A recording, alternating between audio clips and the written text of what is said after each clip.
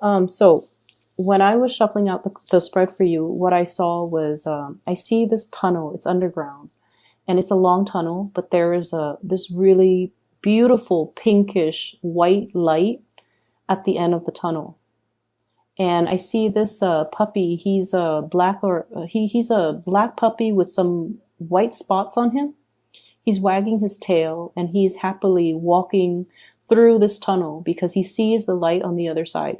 Now, animals have amazing instincts, and I know this is a puppy and he's, finding his way.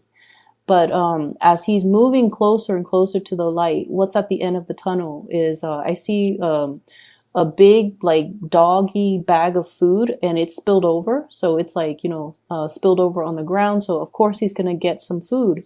And then I also feel like there are these, it's almost like walking into, and I feel like, initially when it's like the light at the end of the tunnel, you think it's going to be lit up with fluorescent light. But what's really lighting things at the end of that tunnel is like gold coins, medallion gold coins, things that are shiny and shimmery and glittery. And that's what's creating all that light. So the dog is definitely in the right place. He has no use for, the coins and the money and the gold, but somebody can get it to, it's almost like the dog is the pioneer and he's discovering these things. So whoever walks in his footstep is going to come across this treasure. Okay. So it's a very beautiful imagery. And I feel like, if he's hungry, his needs are going to be met. If he is looking for work, that's going to be coming into the picture as well. If he's looking for resources, it's going to be there. So I definitely feel like you're verging on the end of a cycle where you're going to be able to get all your needs met. So that's the first image. The second image that I feel here is I keep seeing this cartoon looking fairy. And I don't know the movie. I think it might have been Sleeping Beauty, where the fairy godmothers, there are three of them, I believe, and they're kind of pudgy. They're a little bit on the heavier side. So I see this pudgy fairy, and she has like really small wings, and the wings are like flapping. And she's holding this wand, and she's smiling, so she seems like very benevolent. And I feel like she's like smoothing out somebody's hair, like comforting them, smoothing things out, making a situation better, ironing things out, and just overall, there's this really strong energy of spiritual, ancestral protection coming through for you. Okay. So whatever it is, you don't need to fear it. You need to be kind of like, be able to trust your intuition and trust your instinct, kind of like this puppy. Okay. To walk into the unknown, without armor, without any way to defend yourself, and to trust that you're walking in the right direction, because there's going to be food at the end of the tunnel. So that's what I saw. And I remember when I did the reading for you at the very beginning of the month, you guys have embarked on a journey and you're waiting for a situation. And I mentioned you were trying to flap your wings, trying to get to your destination, right? And it feels like it's very difficult, and it feels very labor intensive, and it just feels like you're tired, like you need a rest, like you just want to land and just stay where you're at and not have to move. So I feel like energetically there might be some drainage.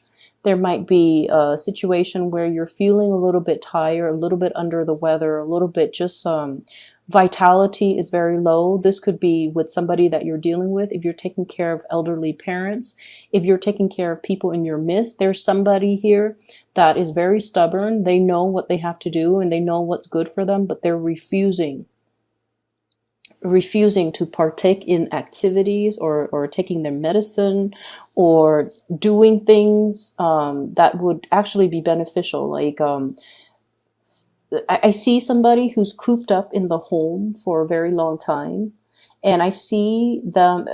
I see you trying to, get them to move. Okay, so like, do you want to go on a hike? You need some fresh air. Let's go on a hike. And they're like, no, no, no. I'm okay where I'm at right now. And you're trying to tell them, hey, why don't we take a trip so that you can get your mind off things? They're like, no, no, no. I'm okay here. And so I feel like you're having difficulty trying to get somebody out of the house. And I feel like for some of you elderly parents, for others, it's somebody that is lacking in vitality and they don't want to do these physical activities. And it could be they're physically lacking in vitality, or emotionally they're feeling a little bit cooped up and they don't really want to they don't want to do what they know deep down is good for them. Okay, so they're trying to avoid doing the self work. Okay, what I'm also seeing as well, we have here the Ace of Wands, and we have as well, this is the Page of Wands. Okay, you guys are definitely embarking on something brand new. This could be a project. This could be a new job. This could be some type of a creative venture that you're very excited about and you're going to be undertaking wholeheartedly. There's a lot of hopefulness and optimism associated with this. This is an opportunity for you to kind of prove yourself. No longer a child, protected and coddled. We're now becoming a little bit more, we're growing up and we have skills that we want to display to the rest of the world. Okay. So I feel like you're embarking on a brand new journey, and I feel like it's forcing you to step outside of your comfort zone a little bit. But I do sense that you have a lot riding on this. And I also feel like you're going to be, it's in your element, fire signs, the suit of wands, it's in your element, which basically means you're going to transition into it very naturally, without any type of hurdles to overcome, without any type of a learning curve, without any type of without any type of setbacks. Okay, so if you've been fearful of doing this in the past, or if you've been feeling like, once again, self-esteem, I don't know if I'm ready for this just yet. Maybe in 2 years, maybe in 3 months, I need to get myself prepared for it. If for whatever reason you've been holding back, and now you feel like, I'm going to do this and I feel like it's the right time and I'm going to embark on it wholeheartedly and I'm going to show my skills. So I definitely feel the learning curve is not going to be a problem for you. There isn't a learning curve. It seems to me like it's more like a straight path. Okay. And we also have as well the straight shooter. This is communication, contact, a lot of exchanges over wide distances. So I definitely feel a lot of communication, a lot of interaction back and forth via electronic communication, emails, text messages. What I'm seeing as well, I see many of you are keeping in contact with a lot of people, okay, going back and forth. And I do see as well, I don't know why there's this mirroring energy here, but I feel like there's a lot of going back and forth, a lot of communication, a lot of long distance communication. And so make sure, and I do see geographical distance as well, but it's going to hit the mark. Okay, so this is a card that traditionally facilitates travel and movement and communication in general. The way that it's coming out, they're saying that you're going to hit the mark, so the distance is not really going to matter. Things are going to be arriving very, very smoothly and transition very smoothly for you, so you don't have to worry. And there's still, okay, the mirroring energy makes sense now. There's some type of a spiritual protection. I mentioned before the ancestral protection, and it's almost like whatever hits this mirror is going to bounce back. Okay, so if it's malintention, it's going to be sent back or boomerang back to the sender.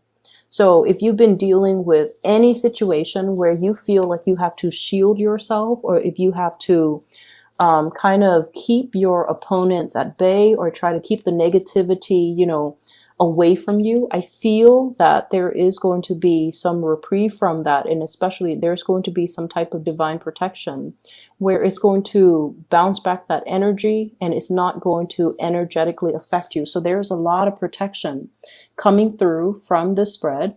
I feel like in a mundane sense, for example, if you have a deadline and for whatever, for whatever the for whatever reason, if you fail to miss the deadline, for example, I feel like, the divine protection can come in a way where the deadline is pushed back because so and so that was supposed to be there to review the final product happens to be sick, so you have like that extra day to get things done. So it's like buying time. Somebody is stepping in, and it's divine protection that is going to allow you to extend a deadline to a later date that's more to your liking. Okay. And I also sense as well, if there has been like some type of mistakes that you have made in the work environment, something minor, like a typo, like if you're publishing like a manual and there's a typo and it's going to be, or on a PowerPoint presentation and you're going to be in front of the entire work crew giving this PowerPoint presentation and there's like a glaring typo. I feel like there might be some technology malfunction, no one sees it, and then there's an element about saving face. Okay, so I feel like you have some people behind the scenes working to kind of buffer you against whatever negativity, against whatever errors, against whatever typos and things like that. So you do have some really good things. And I feel, for whatever reason, whenever I see the spiritual protection, I feel like they always come in because there is a reason for it. So needless to say, be very, very careful about, doing your work diligently and making sure that whatever you put forward is the best my apologies for that noise. Whatever you put forward or whatever you put out into the world, we still need to be mindful that it has to be a good or a desirable representation of us. So it doesn't alleviate us from, dashing, assignments off in the middle of the night. You still have to do your due diligence and you still have to do the work.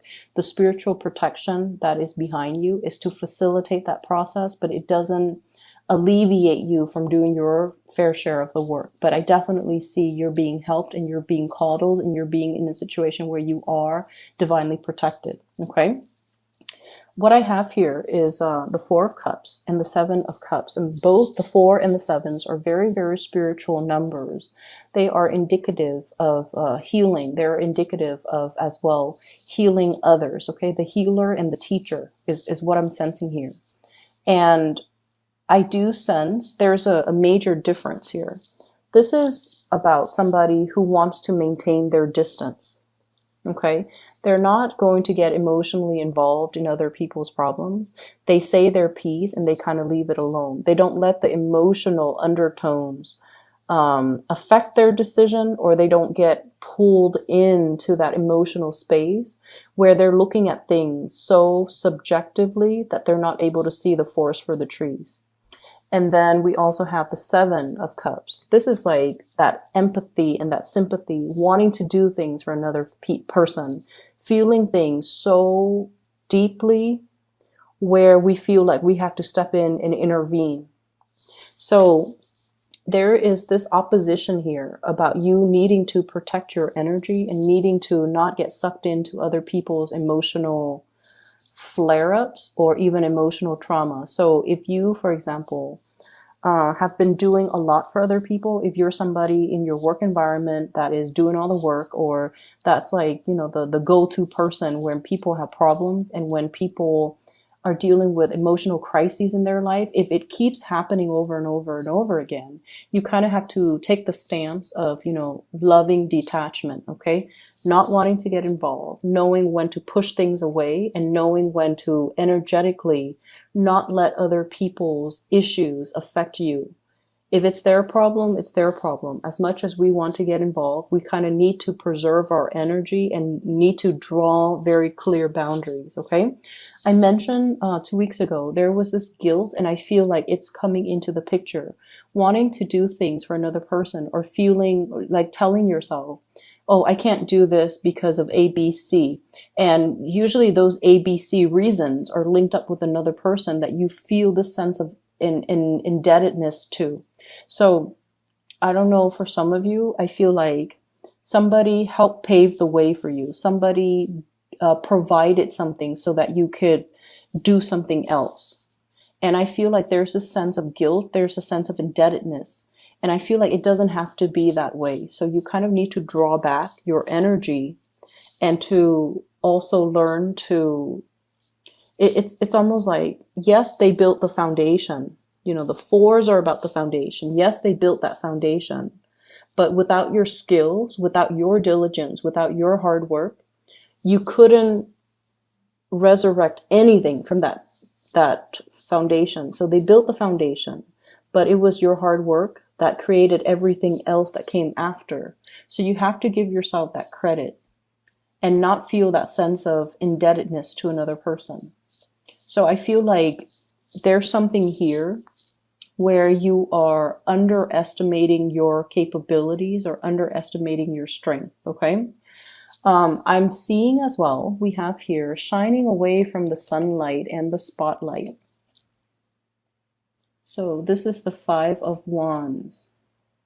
Not wanting to be in that sunlight or that spotlight. Conflict avoidant as well.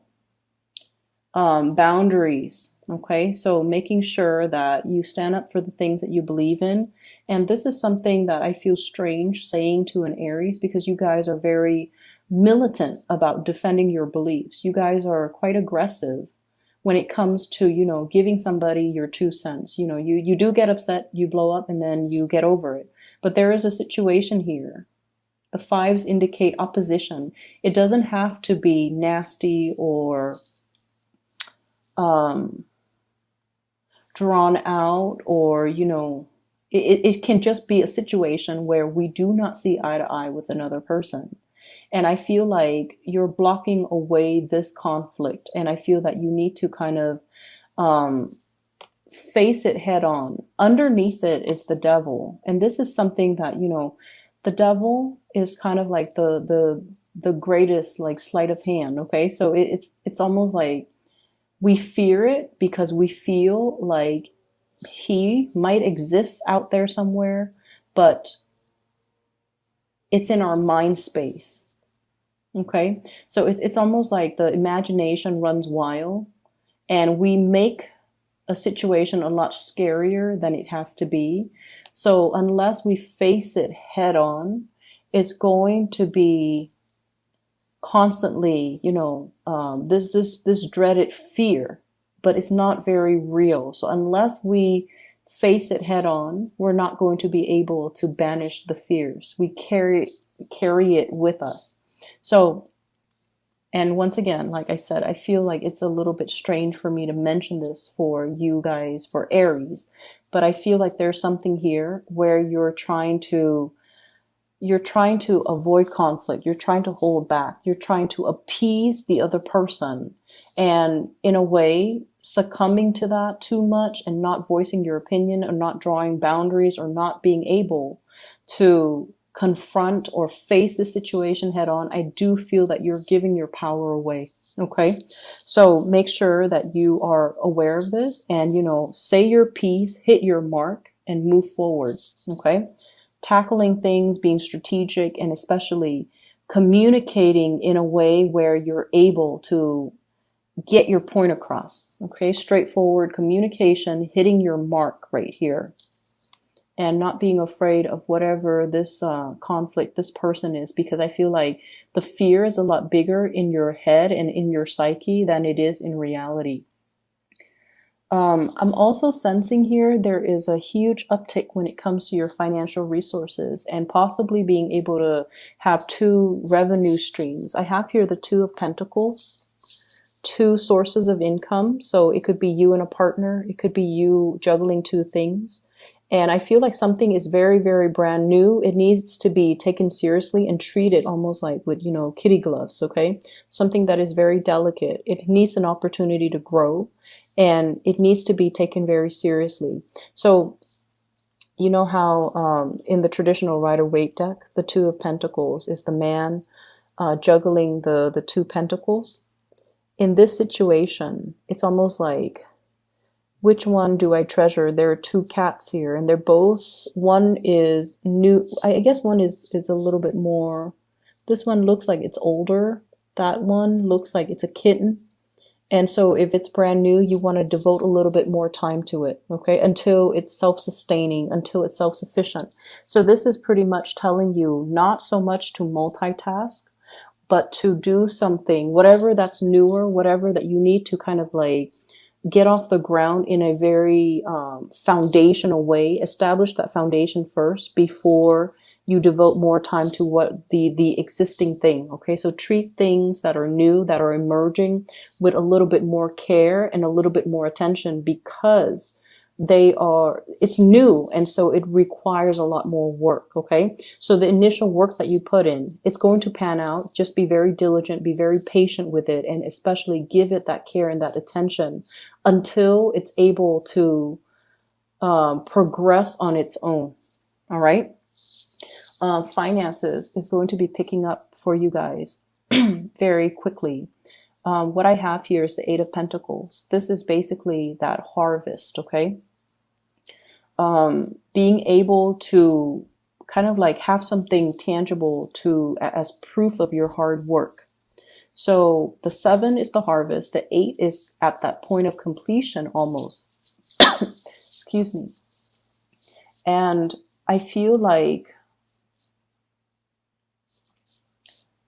I almost feel like there's this big energy about, focusing, laser-like focus on one thing, birthing something, taking care of something that is brand new, nurturing it in order for it to grow for you. So I definitely see new projects that are in store for you. And I feel like it's going to pay dividends, but you have to kind of drop the other thing or put it in the back burner for now. Come back to it at a later date.